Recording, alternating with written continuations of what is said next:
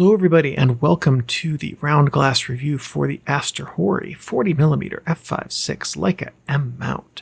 This lens was made by AstrHori, which is a newer brand. They originated in 2018 and changed their name to AstrHori sometime in late 2021 or 2022. Previously they were known as Rockstar. The Rockstar branded lenses were not widely viewed as being of good quality, so I suspect that may have prompted the name change. This lens in particular that we're looking at today is the AstrHori 40mm f/5.6 in Leica M mount. It was initially released in 2022 and insofar as I can tell is still in production. It is certainly still available new on the website and also all of the standard places where you can buy third-party lenses.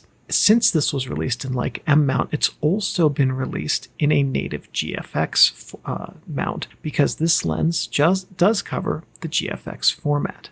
Typical uses for this lens, the 40mm focal length in general, but this one in particular, are that it's a good general walk around for just shooting however you carry your camera with you, or as a travel lens. That's a very good use for it because of the size. It can also give you some tightly framed landscape shots. It's good for street photography, and potentially it could work as a portrait lens, and that would be especially true on APS-C and micro four thirds sensors. On GFX, this lens is a hair wider than 40mm, at least as we think of it in full-frame terms, with an angle of view equivalent to a 32mm full-frame lens, and that makes it a fairly good street photography and potentially journalism lens as well. So we're going to get to the bottom line up front really quickly, but before we do, I've got one quick note ahead of the too long didn't watch. This video primarily focuses on full frame and only glances at GFX use of this lens. All of the subjective and objective data points in this video will refer to this lens being used on full frame. Now, for your actual TLDW, this was a far more useful lens than I expected. The small size makes it easy to carry. The focus damping means it can hold a focus point, which is great for street photography. Also, this lens exceeded my sharpness expectations from f/5.6 to around f/11. Also, as is the case with Leica M lenses, I mounted this on a macro focusing adapter, which made the close focus point far more useful than the 0.4 meters this lens comes with out of the box. But the adapter did often introduce flare and softness in the image due to stray light from the very large image circle bouncing around inside the adapter and reaching the lens unfocused. Lastly, this lens has quite a sterile image character when focused at a distance, which would be specifically like infinity. But it is far more interesting when you focus this lens close up. For some data points that I cobbled together using some basic math, observation of the lens that I have in hand, and a few things off AstrHori's website and AliExpress, the focal length and AOV are 40mm and 56.8 degrees on full frame.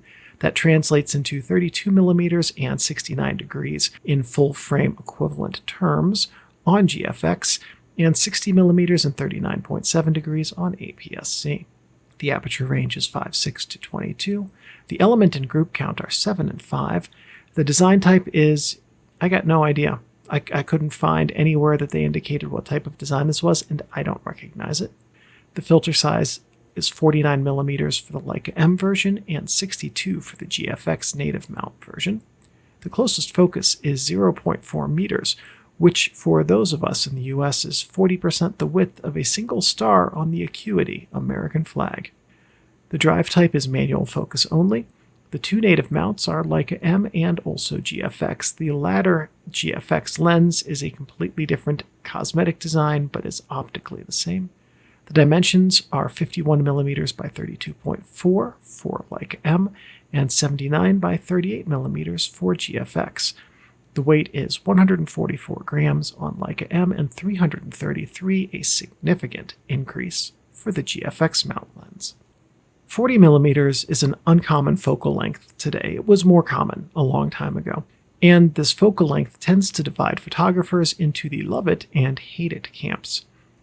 I'm solidly in the like the length camp after using this lens. A good 40mm can perform most tasks set in front of it with great competence, and it certainly won't prevent a photographer from taking good photos. To that end, while not a specialist nor a perfect choice for any single task, the 40mm lens can be a very good choice for many tasks. 40mm provides a lot of the benefits of 50mm in terms of having a field of view similar to what we see, but it also provides some of the benefits of wider lengths like 35 and 28 because it's a slightly wide side of normal lens. The 40mm focal length can be used for a lot of different image types, including street photography, landscapes, and close-ups. It doesn't feel as wide as a 35mm, of course, because it isn't, and it definitely doesn't distort like a 28mm either.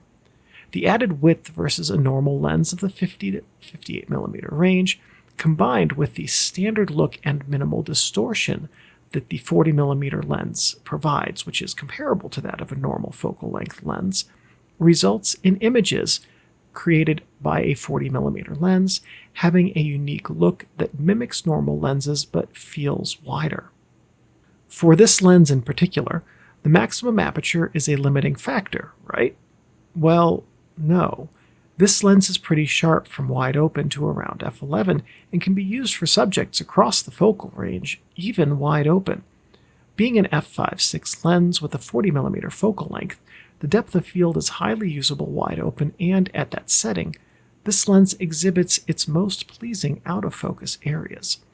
So the comparatively small maximum aperture means the lens combines a good and highly usable depth of field with pleasing out-of-focus characteristics when used wide open. The AstrHori 40mm f5.6's primary limiting factor is the minimum focus point of 0.4 meters. As a general use lens, that's fine, but not spectacular. A closer focus point of about 0.1 meters would be great, though I'll note that may not be feasible with the Leica M system. And unfortunately, this lens's GFX version wasn't modified to give it a closer focus point either. So, to that end, a great tip for mirrorless users is to get a Leica M2 Your Mount macro adapter, which brings the closest focus point to approximately that 0.1 meter range. One drawback, as I noted very early on up front, is that using a macro focus adapter with this lens creates what I call adapter flare. And this is a small format version of something large format photographers will be familiar with, bellows flare.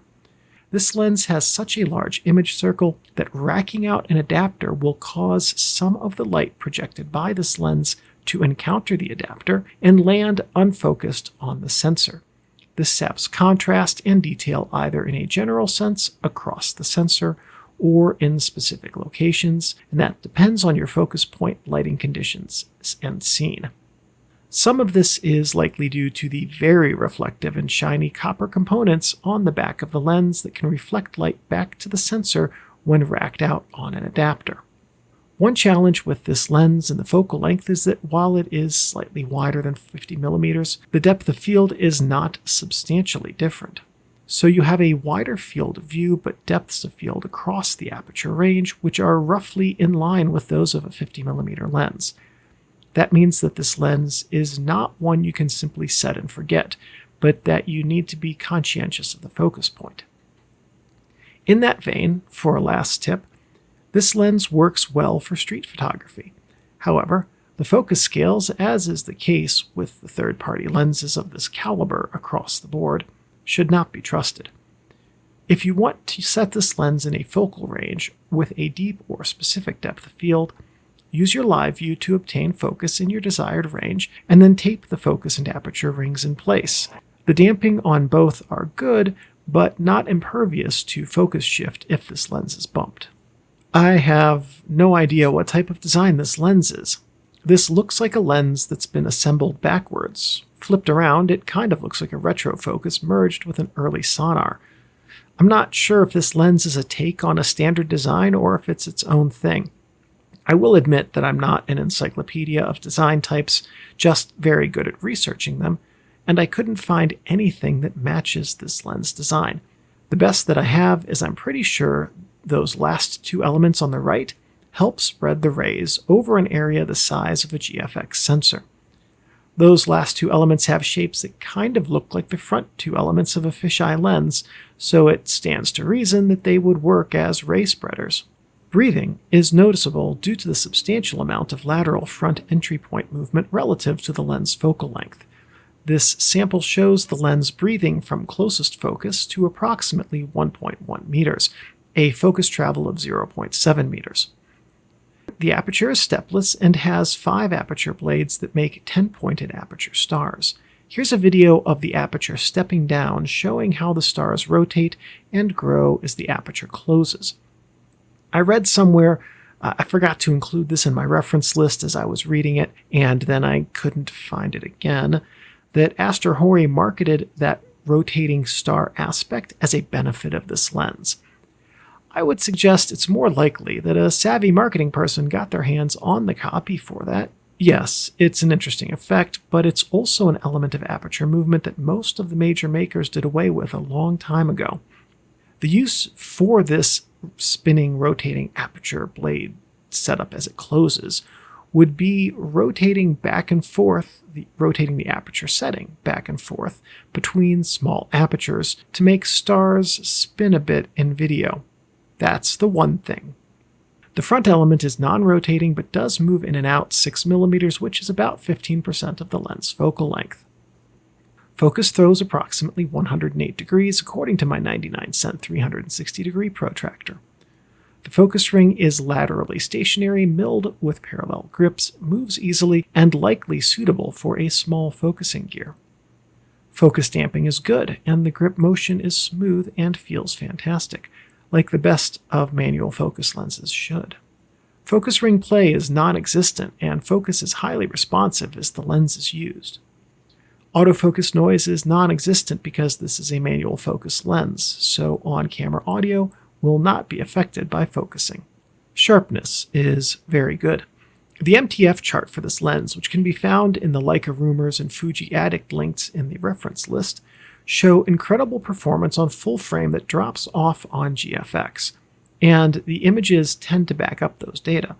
Even using this lens beyond its design tolerances by racking out a macro adapter, this lens still delivers excellent sharpness across the wider apertures.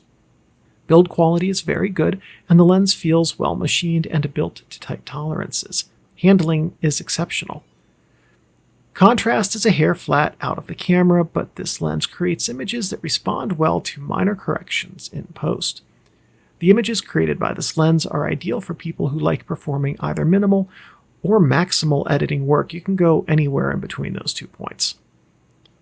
Aperture stars are noticeable when stopped down, and because of the 5 aperture blades in the lens, it creates 10-pointed stars. In many scenes, an aperture star can add a pleasing image element.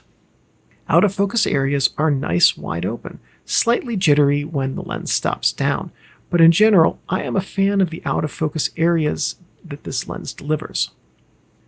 Distortion is minimal, though it's hard to verify that since I kind of messed up the capture angle on this sample distortion photo. However, the lines near the peripheries show little to no discernible distortion on full frame, which stands to reason as this lens covers GFX, and any noticeable distortion would likely not show up except in a GFX sample shot, which I don't have. Light loss is pretty much uniform across the aperture range, and there is some mild full-frame vignetting on a plain white screen. In real-world application, the light loss is not noticeable, especially on full frame.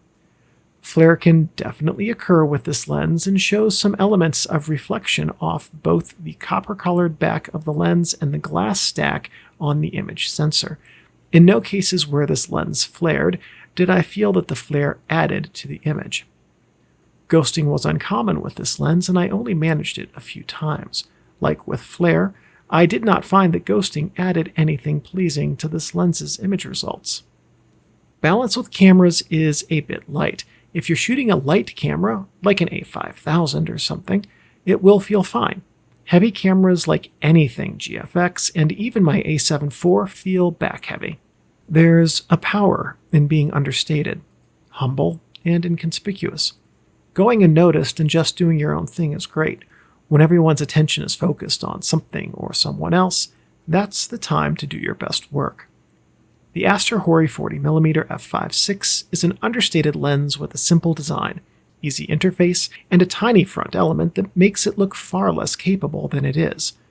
Unfortunately, the Leica and GFX cameras it's meant to grace are not understated and do command quite a bit of attention.